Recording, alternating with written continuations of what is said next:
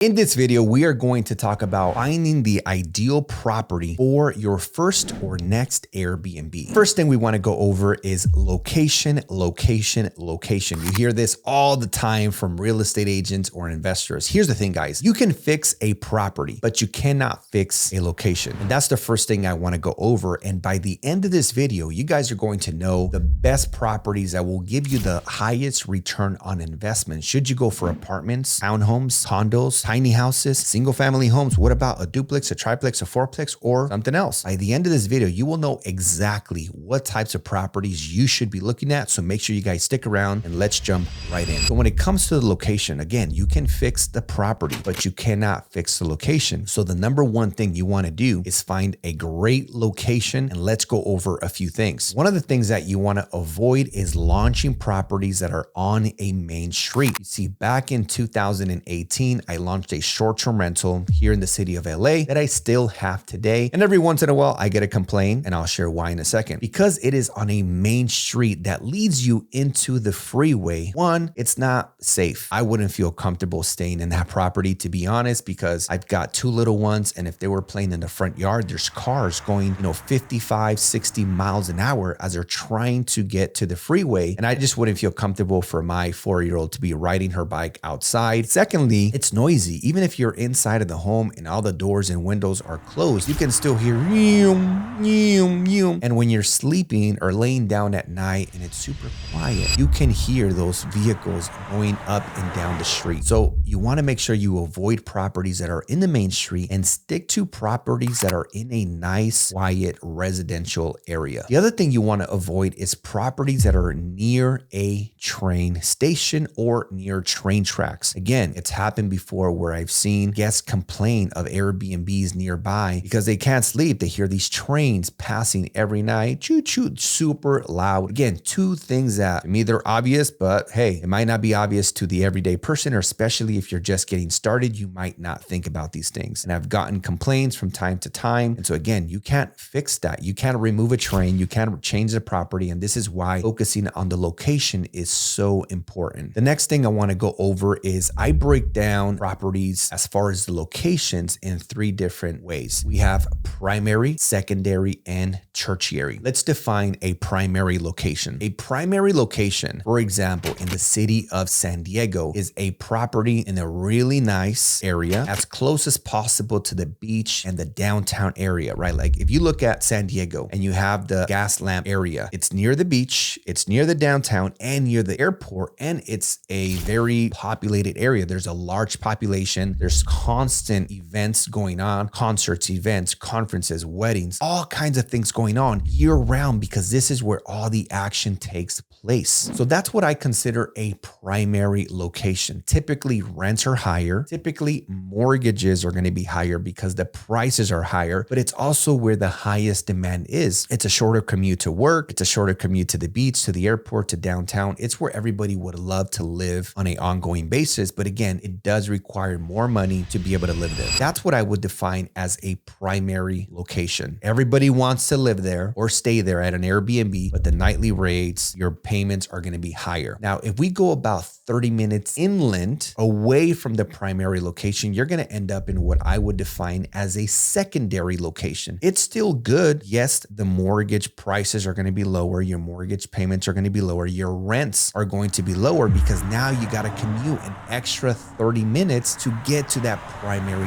location. And if you went another 30 minutes or 1 hour more inland away from the primary area, you'll end up in what I call a tertiary location. For example, I live in Orange County, California, and a tertiary location for us here is the Joshua Trees, the Yucca Valleys, the Indios. It's all those desert destinations. And those areas used to be very profitable in 2020 and in 2021 when interest rates were super lower. The government was handing out free money and people were spending it like there was no tomorrow. Today, those areas don't work as well. In fact, on a good month, you are breaking even. But in most months, you're likely to lose a few $100s or even thousands of dollars in negative cash flow. And that's because the economy has dried up. These higher interest rates make margins slimmer for businesses. That causes higher unemployment or people working less hours, which now there is less demand accumulation and less money in circulation. So my recommendation for 2024 and beyond is only focus on primary locations. I would rather you partner up with someone and now you have access to more capital, more purchasing power, and launch a better property rather than going into a secondary or a tertiary location because of limited capital and now you're losing money or just breaking even. So this is very important, guys. Avoid tertiary locations at all costs. And if for some reason you go into a secondary location, make sure it is a primary location within that secondary location, meaning you're in the absolute best area of that secondary location. It is the absolute best or one of the best properties in that secondary location so that you can still make cash flow. But more importantly, if possible, stick to the primary locations in order for you to get the most amount of return on investment and to have a profitable property. One of the things that has worked really well for me since 2017 when I first started my business is focusing on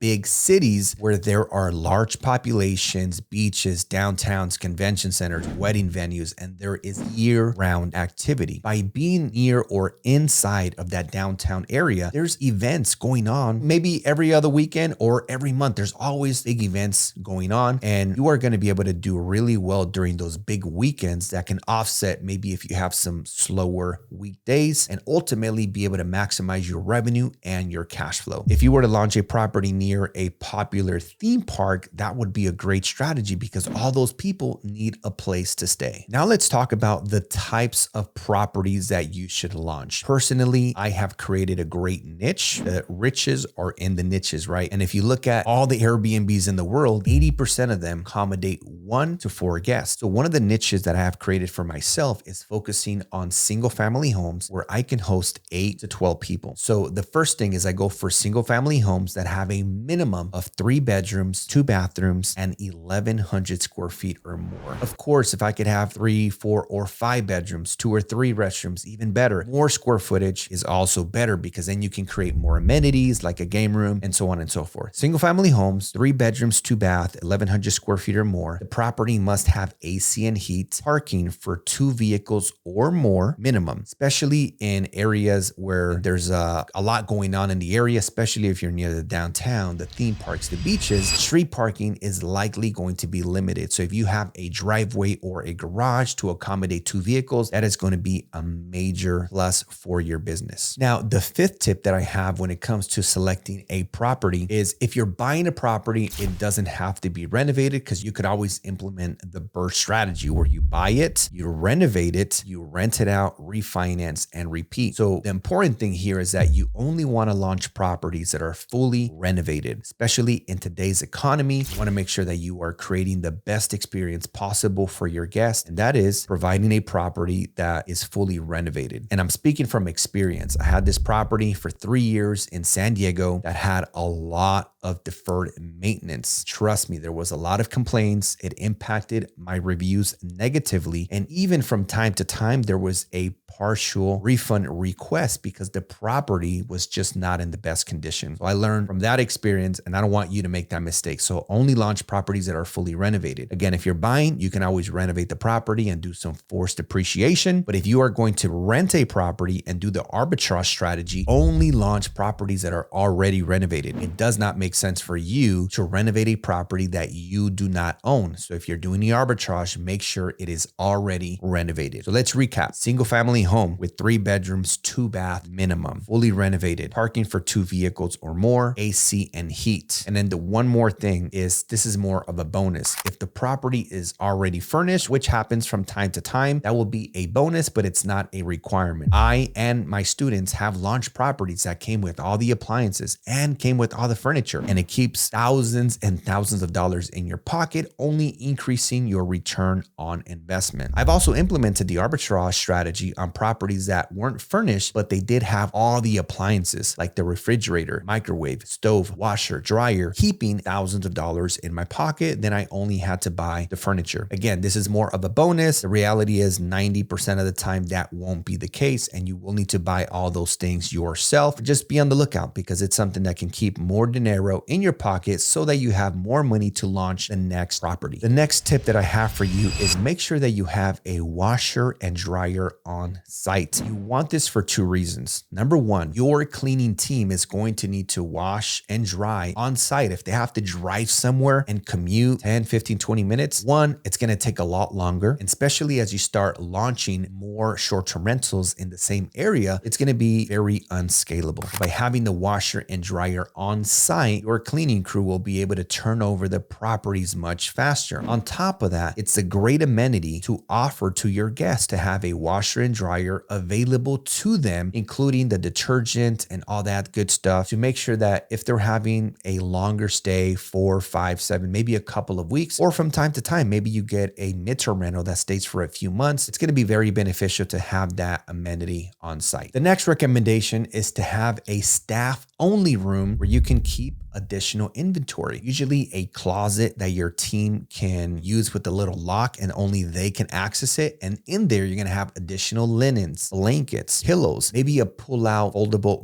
mattress, all the extras as far as towels to shower, even things like shampoo, body wash, conditioner. You want to have the additional items, just have that extra stock in the event that you ever need it. It's going to be a lot easier to run your business, especially as you start scaling. You don't want to have to go to Food for Less or Walmart every couple days or every few weeks. So I recommend that every month you have your cleaners be responsible for buying all these replenishables and make sure that they are at least stocked for 1 to 2 months, and they can provide you the receipts, and then you can reimburse them once a month when you send them the cleaning fee. Next, let's talk about amenities. Whoever has the most and best amenities is going to win. Some of the best amenities that have increased my revenue and cash flow for the last 7 years are properties that have pools, jacuzzis, and game rooms. Those are going to be the best amenities with the best return on investment. And yes, there is going to be additional expenses. You're going to need somebody to clean the pool maybe once or twice a week. But guess what? The additional revenue will offset the additional expenses, leaving you with even more cash flow. So if you're buying a property, one of my recommendations is it must have a pool, or if it doesn't have a pool, it must be very close, within 3 miles to whatever the main attraction is in the area, whether it's the beach, a theme park, or the downtown area. But if I'm not in close proximity, I must have that pool, jacuzzi, and a game room in order to offset being slightly further away from those main areas or those main things in the area that will attract our guest in the first place. The other thing is that by having these amenities, you will be able to create what I call a staycation experience, where people can have a great time in the home without needing to leave the home. Because remember, Airbnb guests stay at Airbnbs for two reasons: proximity and a staycation experience. Sometimes they're going to a concert and they just need a place to eat, sleep, and shower, but they're not spending much time at the property. They're just staying there because you're 5 minutes away from whatever it is that brings them there in the first place. And with the staycation strategy, these groups of people are staying in your Airbnb and having a great time in the property without having to actually go anywhere. So they're just staying for a couple days during the week or the weekend. In fact, these types of guests might be from the same city or a nearby city, just wanting to have an experience with their family or a group of colleagues. You can accommodate both things in proximity within 3 miles to the main attraction and be able to create a staycation experience with those amenities. You will be in the top 1% of Airbnbs in the area. That being said, I hope you guys enjoyed this video. Make sure you guys like, subscribe, turn on that notification bell. Also, guys, follow me on IG, where I post content every single day. And let me know if you guys have any questions in the comments. I always make sure to respond personally. That being said, appreciate you guys, and I'll see you guys on the next one.